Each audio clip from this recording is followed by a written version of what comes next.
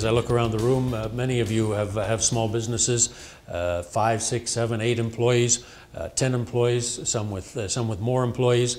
That's a small business, and that's the backbone of the forest industry. And the point that we're hoping to get across in these 2 nights is that this is the real story of what's happening in northwestern Ontario, but we also know that it's the same story in forestry that's being duplicated right across the country. We need to get the message out. People don't understand. I know that I can talk to some MPs in Ottawa. They have no idea what's going on.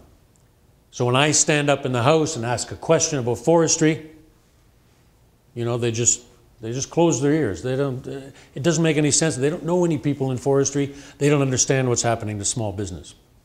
The other thing that we also know is that governments are saying, like Mr. McGuinty's government, oh, we're helping the forest industry, we're helping the forest companies. Well, you know, the money that goes to Buchanan, for example, is not reaching the small business, the people who do the real work, to support those big businesses. So that's the message that I'm hoping to get out tonight. Since October, my husband has not had a penny to his name. How has he lived? He continues to live on credit. And soon that will be taken from us. I have gotten a minimum job stocking shelves at Dollarama. Yeah, I got a 75-cent raise, but the gas. I had to move out of the home we own because we had to put it up for sale to try and pay off some debt. The forestry industry has taken many people down that we know already into bankruptcy, and we are there as well. I think it's time the government stepped up. They took away our school. Now they've taken our home. My name is John Linke. I'm a small trucking contractor. I have my own trucks, and you know, I'm just dismayed at the way things have been going over the last while. I see a lot of people having a really hard time.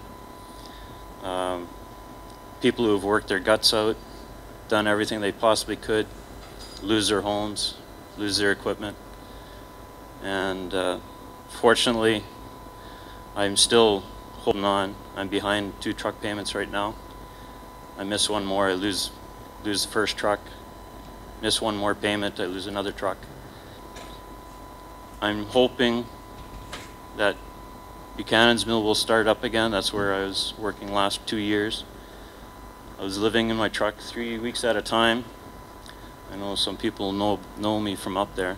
Work up there, live in my truck for 3 weeks, come home for a day, go get parts, head back up, give my wife a kiss on the cheek and say, see you in 3 weeks. And it's down to this now. Does everybody know what the black liquor issue is? What's happening in pulp and paper in the United States is they've had a law on the books since 2005 that said that if they burnt an alternate fuel, that they would be able to get money back from the government. Keep in mind, this isn't a tax credit. This is an actual check from the government that pulp and paper in the United States gets. So, you know, a tax credit, of course, to get a tax credit, you have to be making money. If you're not making money, a tax credit doesn't do you any good. But cash sure helps. So I did a little calculation, and these 2 mills in my riding, these 2 Abitibi-Bowater mills, would get under this American subsidy, if we had that same subsidy, they would be getting cash $154 million annually from the Canadian government for burning an alternate fuel.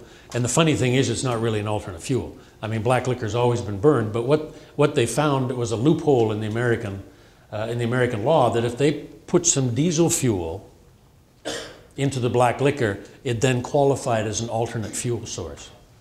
And then they could get this subsidy. And that's exactly what they did, starting last year, and it came to our attention just this year. It's been a very sort of quiet hush-hush thing. So I am assured by the government that they're going to act on this very, very shortly. So keep your eyes open on that, and that'll go a long way to saving our 2 mills and mills right across Canada. I think what really hurts the mill right now is this black liquor tax credit that's going on in the U.S. Some of the big mills, there's 2 of them in Tennessee, they're profiting to the tune of $2 million a week simply on the black liquor tax credit, and so they don't care if they even sell their product. You know, they're just getting all the money. While Marathon was going bankrupt, while Harris Bay was going into creditor protection, you had some mills in the United States reopening because they were getting a lot of money. You have some companies in the United States who are getting more money than what their company was valued at. So this is a tremendous problem. And at the same time that they're getting these billions of dollars, in Canada, we're being told that a $120.6 million loan by the Quebec government to Abitibi-Bowater could be manipulating the market. Well, if there's ever a manipulation of the market, a $10 billion manipulation is a manipulation. And I think that some of the original analysts suggested it could go up as 10, high as 10. I think that that's probably at least 10. Okay? So this is a huge, huge issue. It is a big issue, and let me just add a couple of things to your comments. My calculations are that the two Abitibi-Bowaters in this riding, the one in Fort Frances, the one here, annually under this, if the subsidy program that's going on in the States right now were repeated here just in this riding, these two mills would be about $154 million annually. Would they be in creditor protection? Would $154 million a year help save jobs and help save companies? Absolutely. And time is of the essence, and I've been impressing upon the minister this very thing, because what is about to happen, or we suspect is about to happen, is because it's pulp and paper that's getting this subsidy, is where I think we're about to see American newsprint companies flood the market with cheap newsprint. On forestry, just within the CEP across Canada, there was $130,000 jobs lost in the sector between 2003 and 2009. Of that, 55,000 were lost just between 07 and 09. There's been a lot of public interest around the whole Abitibi-Bowater situation with CCAA, but I want everybody in this room to remember that there are 3 other mills and 3 sawmills in this community that haven't been operating for a very long time. So it isn't only a 1 mill issue that we are talking about this evening. We are now in the 5th year of this crisis. We've been dealing with these issues, and we've had very little to no federal recognition that the problem exists, first of all, or of government stepping forward to assist in a meaningful way.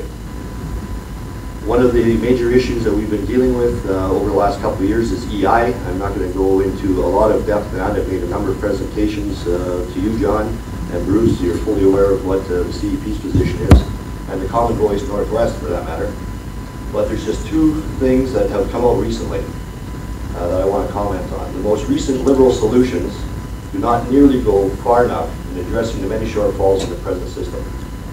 And Harper suggesting that EI premium increases will be necessary to support plan improvements is an absolute joke.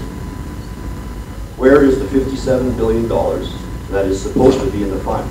And that is the question that has to be answered.